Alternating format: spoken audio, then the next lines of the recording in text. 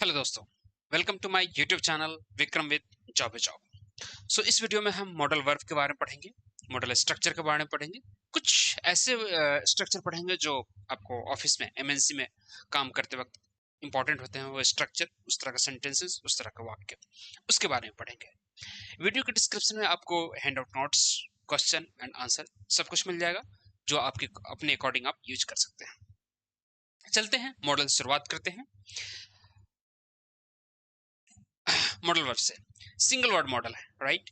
तो की पॉइंट क्या है, मॉडल के बाद हमेशा वर्ब वन आता है। स्ट्रक्चर क्या है, कॉमन रूल, सब्जेक्ट होगा, फिर मॉडल होगा, फिर वर्ब वन होगा, ऑब्जेक्ट होगा। एग्जांपल के थ्रू समझते हैं। जैसे हम कैन भी एक मॉडल वर्ब है, ठीक है, जिसका यूज कहाँ करते हैं, एबिलिटी एंड परमिशन के लिए, जिसकी हिंदी में मिलती है क्षमता एंड अनुमति। डिफिनेशन की बात करें तो कैन का प्रयोग तब करते हैं जब काम को करने के लिए क्षमता या अनुमति दिखाने के लिए होता है, ठीक है।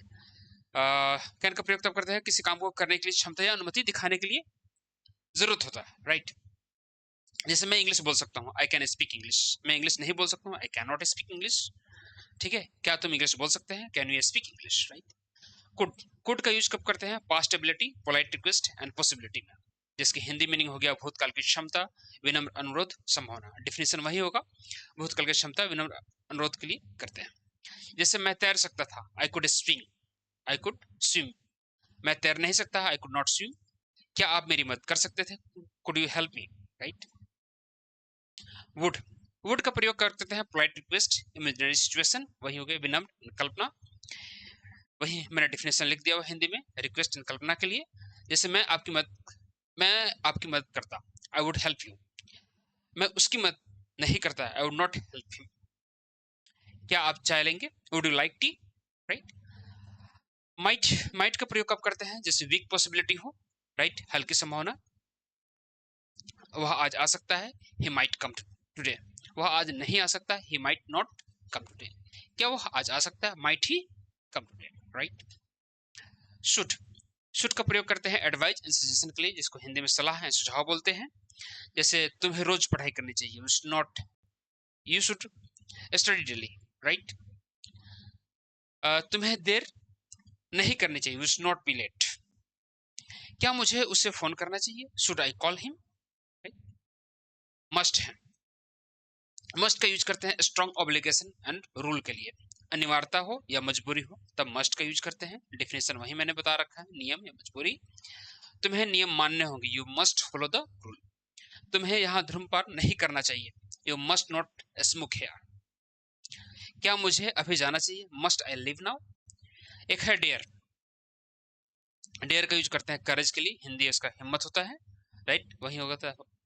और ये डेयर का अधिकतर निगेटिव और इंट्रोगेटिव सेंटेंस में होता है, मोस्टली निगेटिव और इंटीग्रेटिव में होता है, इसका पॉजिटिव में कम होता है। बट फिर भी मैंने सेंटेंस बनाया है, उसे सच बोलने की हिम्मत है, he dare speak the truth. उसे जोर से बोलने की हिम्मत नहीं, he dare not speak loudly. क्या उसे सवाल पूछने की हिम्मत है, dare he ask the question. Need need का यूज नेसेसिटी के लिए होता है, फॉर्मल में, हिंदी इसका आवश्यकता होता है, ठीक है। नीड अधिकतर नेगेटिव या इंट्रोगेटिव में आता है। तुम्हें चिंता करने की जरूरत नहीं है, right, you need not worry. क्या मुझे फिर से समझाने की जरूरत है, नीड आई एक्सप्लेन अगेन, ठीक है। अब चलते हैं मॉडल स्ट्रक्चर की तरफ, राइट। मॉडल प्लस बी होगा या हैव होगा या टू होगा। जैसे यूज टू का मतलब क्या होता है, पहले करता था अब नहीं करता है, तो हम यूज टू का यूज करेंगे। जैसे स्ट्रक्चर है subject use to plus verb one, right. I use to play cricket, मैं पहले क्रिकेट खेलता था अब नहीं खेलता हूँ, तो पहले क्रिकेट खेलता था अब नहीं, तो ये है I use to play cricket. Ought to मतलब चाहिए होता है, you ought to respect elders, तुम्हें बड़ों का सम्मान करना चाहिए। शुड बी का मतलब क्या होता है, होना चाहिए, ठीक है। यू शुड बी केयरफुल, तुम्हें सावधान होना चाहिए। मस्ट बी का यूज होगा, जरूर होगा, पक्का अनुमान है। यू मस्ट बी टायर्ड, वह थका, वह जरूर थका होगा, ठीक है। शुड हैव का मतलब होता है कर लेना चाहिए लेकिन नहीं किया, राइट। स्ट्रक्चर क्या है, सब्जेक्ट है, should have plus verb three. You should have called me, तुम्हें फोन करना चाहिए था, ठीक है। तुम्हें फोन करना चाहिए था, you should have called me. तुम्हें यहाँ पे छूट गया है, मुझे कॉल करना चाहिए था, ठीक है। तुम्हें मुझे फोन करना चाहिए था, मी लगा हुआ है। कुड हैव का मतलब क्या होता है, कर सकता था लेकिन नहीं किया, I could have help him. मैं मदद कर सकता था। वुड हैव का मतलब होता है कर देता अगर कंडीशन होती। आई वुड हैव गॉन, मैं चला जाता। अबाउट टू का मतलब होता है होने वाला है, वाला है, वाली है, वाले हैं, तो अबाउट टू का यूज करते हैं। स्ट्रक्चर क्या बोलता है, सब्जेक्ट है, इज एम आर है, अबाउट टू प्लस वन। इसका इंग्लिश देख लेते हैं, क्लास शुरू होने वाली है, the class is about to start. अब बात करते हैं पार्ट 3 की, कॉमन फंक्शन वर्ब। एक आपको कॉर्पोरेट सेक्टर में मेल, चैट पे, कॉलिंग पे ये बात करते वक्त इस तरह के वर्ड्स जरूर देखने को मिलेंगे आपको, ठीक है। तो उसके लिए मैं पहले ही से आपको स्ट्रक्चर बताता हूं ताकि आपको क्वेश्चन आंसर में भी और बात करते वक्त भी आपको दिक्कत ना हो। जैसे हैव टू का मतलब होता है करना पड़ता है, ठीक है। Subject plus have to plus verb, have to work, मुझे काम करना पड़ता है। सेम टू है, हैज टू में भी करना पड़ता है, करना पड़ती है, करने पड़ते हैं, बट ये हमेशा थर्ड पर्सन सिंगुलर के लिए यूज होगा। हैज, जहां पे हैव का यूज होगा वहां हैव टू यूज होगा, जहां हैज का यूज होता है वहां हैज टू का यूज होगा। She has to attend the meeting, उसे मीटिंग जाना पड़ता है, उसे मीटिंग में जाना पड़ता है, राइट।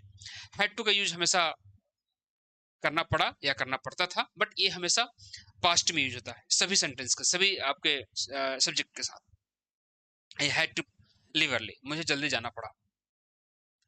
नीड टू का मतलब होता है जरूरत, I need to improve English, मुझे इंग्लिश सुधारने की जरूरत है। लेट का मतलब होता है अनुमति देना, लेट मी स्पीक, मुझे बोलने दो। लेट्स का मतलब होता है चलो आइए चले, लेट्स स्टार्ट द क्लास, चलो स्टार्ट क्लास शुरू करते हैं, राइट।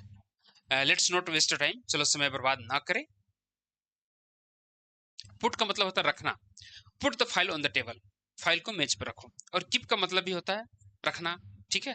बट इस रखने में फर्क क्या होता है, कोई काम जारी रखना, जैसे मान लो कीप लर्निंग इंग्लिश, इंग्लिश को जो सीखना जारी रखना है, इंग्लिश सीखते रहा करो। तो इंग्लिश सीखने का प्रोसेस जो है वो जारी रहेगा, ठीक है। ऐसा नहीं कि आज सीख लिया कल छोड़ दिया, परसों सीख लिया उसका अगले दिन छोड़ दिया, नहीं। कंटिन्यूटी जहां पे आ जाए वहां पे कीप का यूज करेंगे, जहां पे थोड़ी देर के लिए रखना हो तो वहां पे कीप पुट का यूज करेंगे। सो का मतलब होता है इसलिए, it was raining so we stayed home, बारिश हो रही है इसलिए हमें घर पे रहे। सो फार का मतलब क्या होता है अब तक, एवरीथिंग इज फाइन सो फार, अब तक सब ठीक है।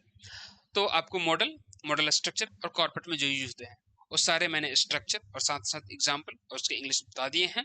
इसके hand out notes, question answer सब कुछ मिल जाएंगे। आपको प्रैक्टिस करना है, जितने प्रैक्टिस करेंगे उतना ही आपको अच्छे से आप इंटरव्यू के क्वेश्चन आंसर कर पाएंगे। साथ ही साथ आपको कोई भी अगर बात करते हैं ईमेल पे, चैट पे या कॉलिंग पे कस्टमर से, तो आपको आंसर देने में आसानी रहेगी।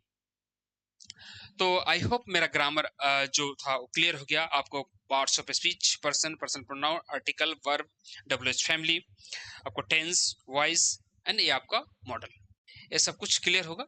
अभी बहुत से ऐड करने थे लेकिन अभी बेसिक के लिए इतना ही काफ़ी है।